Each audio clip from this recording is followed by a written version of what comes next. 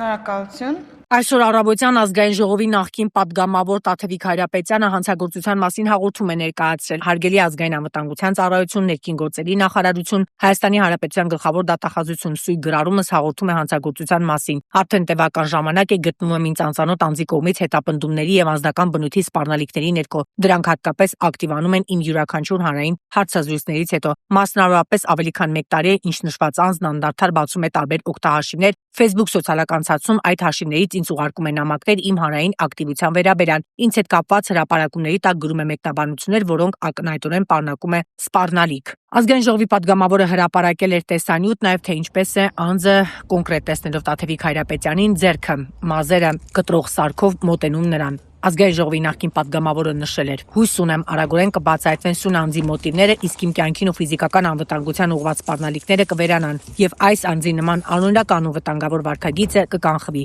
Կսպասեմ ձեր արձագանքին իմ հետագա քայլերը պլանավորելու համար», գրել է ազգային ժողովի նախկին պատգամավորը։